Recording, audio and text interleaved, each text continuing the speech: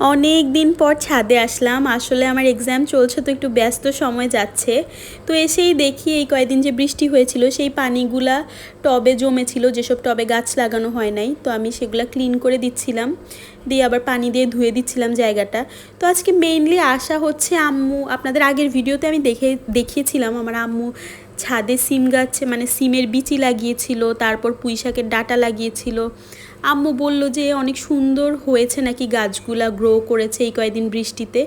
তো সেটা দেখার জন্যই আমি তাড়াতাড়ি সময় করে ছাদে চলে আসলাম। এই যে আপনারা দেখতেই পাচ্ছেন আম্মু যেই পুঁই শাকের ডাঁটাগুলা লাগিয়েছিল সেগুলা থেকে কি সুন্দর পাতা গজিয়েছে বা ছোট ছোট কচি কচি পাতা হচ্ছে।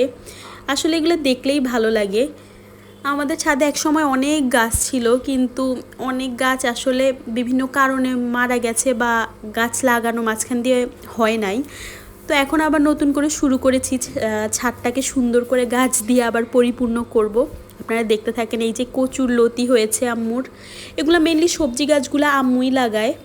দেখতেই পাচ্ছেন লতিগুলো অনেক সুন্দর বড় বড় হয়েছে, একদম ফ্রেশ, ছাদের জিনিস একদমই ফ্রেশ। আর এদিকে লেবুর ফুল হয়েছে, লেবু গাছে আরও কিছু লেবু আছে, নতুন নতুন ফুল হচ্ছে।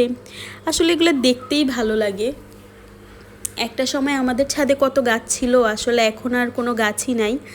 তবে নতুন করে আবার গাছ লাগাচ্ছি, আপনাদের দেখাবো। আর এই যে দেখতেই পাচ্ছেন আম্মু সিমের বিচি লাগিয়েছিল অনেকগুলা, তো সবগুলা উঠে নাই, এই দুইটা গাছই উঠেছে, বাকিগুলা কেন জানি উঠে নাই, আল্লাহই জানে।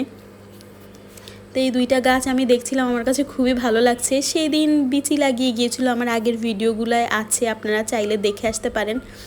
আর এখন কয়েকদিনের মাথায় কি সুন্দর পাতা হয়েছে, গাছ হয়েছে, গাছগুলোও বড় বড় হয়ে যাচ্ছে। পরবর্তীতে আপনাদের আপডেট দেখাবো। তো এই যে আম্মু এখানে কলমি গাছ লাগিয়েছিল, তো আমি তো আর আসতে পারি নাই, ভিডিও করা হয় নাই। এসে দেখলাম যে কলমি গাছ থেকেও সুন্দর পাতা গজিয়েছে, পাতা বের হয়ে গেছে। কিছুদিন পর এগুলা শাক খাওয়ার উপযোগী হয়ে যাবে। আর এখানে হচ্ছে তুলসী পাতা গাছ এত হয়েছে, মানে এত তুলসী গাছ বীজ থেকে এখানে হয়েছে।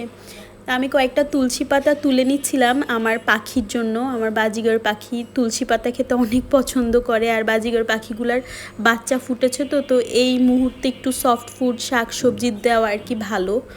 তা আমি ছাদ থেকে ফ্রেশ ফ্রেশ কিছু এই যে তুলসী পাতা তুলে নিচ্ছিলাম, তারপর কিছু ঘাস হয়েছে সেগুলো পাখির জন্য কালেক্ট করে নিচ্ছিলাম। আমার তো খুবই ভালো লাগে এইসব কাজ করতে, সাথে একটু একটু ভিডিও করে আপনাদের দেখাতে। এই যে দেখেন কি পরিমাণ তুলসী গাছ এখানে হয়েছে বিচি থেকে। আর এই কয়েকদিন বৃষ্টিতে অনেক তুলসীর চারা হয়েছে।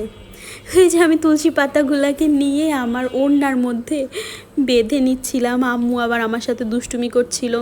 আমি আসলে কোনো প্যাকেট বা কিছু আনি নাই তুলসী পাতাগুলো নেওয়ার জন্য।